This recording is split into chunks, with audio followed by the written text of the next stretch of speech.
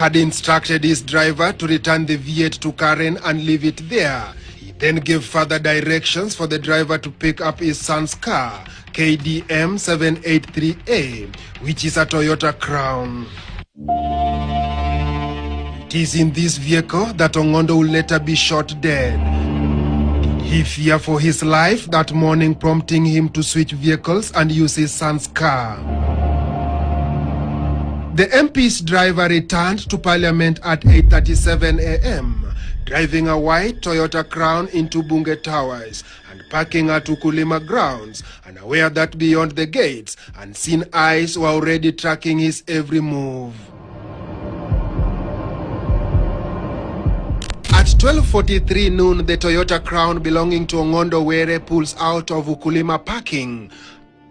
At 15:18:43 hours, a man who has since been identified as Isaac Kuria alias Kush, believed by the prosecution to be the gunman who pulled the trigger, killing the MP.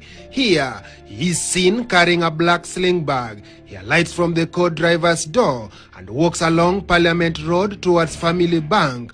To passerby, he is just another pedestrian in the city. But to detectives reconstructing the final hours of Charles Ong'ondo Were, this quiet walk would become one of the most chilling frames in a carefully unfolding plot. At 15:19:15 hours, the motor vehicle KZ 645Z is driven towards Family Bank, followed by the same motorcycle rider. Both motorcycle and the KZ park in front of the Cooperative Bank. At 15:21:07, KZ 645Z and the motorcycle leave the parking area and proceeds towards Family Bank. At 15:30 hours, the same vehicle, KDM 783A, a Toyota Crown for the MP, is seen parked at the Family Bank opposite to Bunge Towers. The moments that hold slowly and calculative disrupts the life of the second-term member of Kasipul constituency comes at 15:14:44 hours. The CCTV shows a motor vehicle KZ 645Z, which we have established belongs to an assistant commissioner of police. KTN has established that the motor vehicle KZ was sold to the police commissioner for 300,000 shillings. On the day Ong'ondo was to be eliminated, a suspect identified as William Imoli alias Imo allegedly borrowed the vehicle to facilitate the killing. The car can be seen being driven along Harambe Avenue towards Parliament Road in the direction of the Family Bank, followed by a motorcycle rider dressed in a blue reflective jacket, bluish trouser, yellowish shoes and helmet. Motor vehicle KZ 645Z is of significance.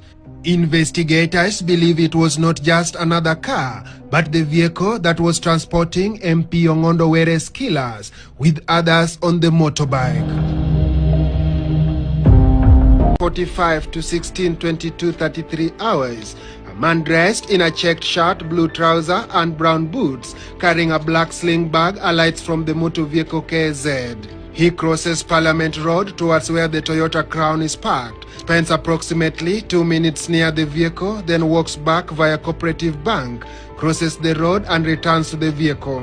This is the point where the investigators say Ong'ondo's bodyguard Alan Omondiogola met with the man who is being accused of shooting the MP.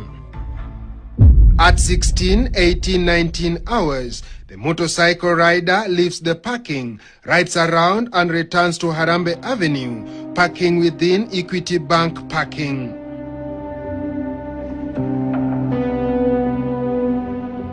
At 17:27:02 hours, the same man alights again from the co-driver's door.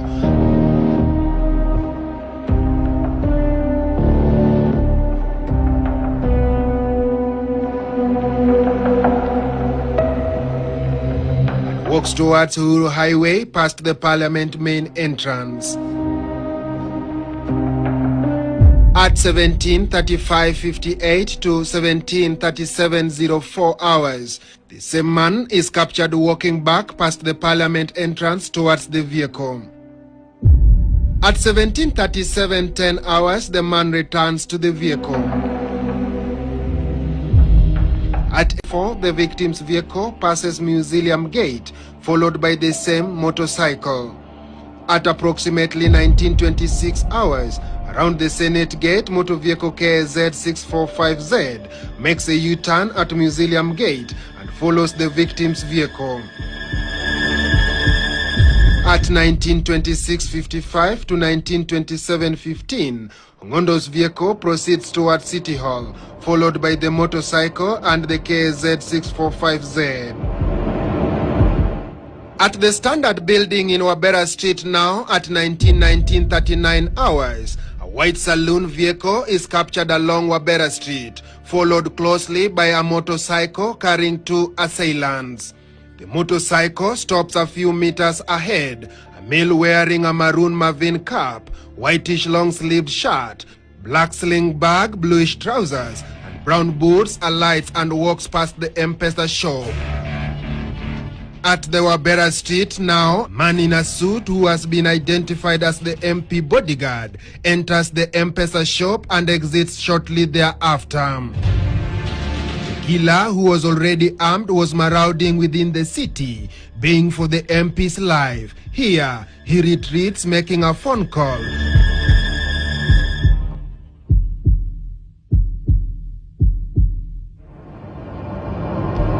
At 19:21:24, the suspect returns after Ong'ondo's bodyguard leaves the shop and boards the vehicle.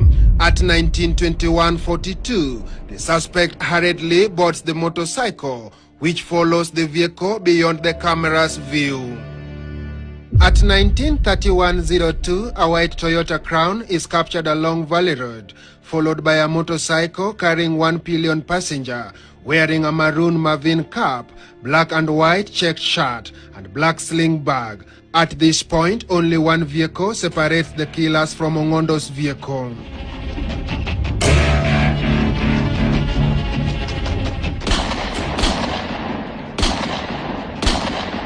This is the time the MP would be shot in cold blood while his vehicle was stopped at the traffic light near the city morgue roundabout along Gong Road. The killers finished Ong'ondo where there was no CCTV cameras. All the CCTV were dead asleep. Every lens along the route remained silent, blind to the crime. Were the killers privy to this? He left, I think,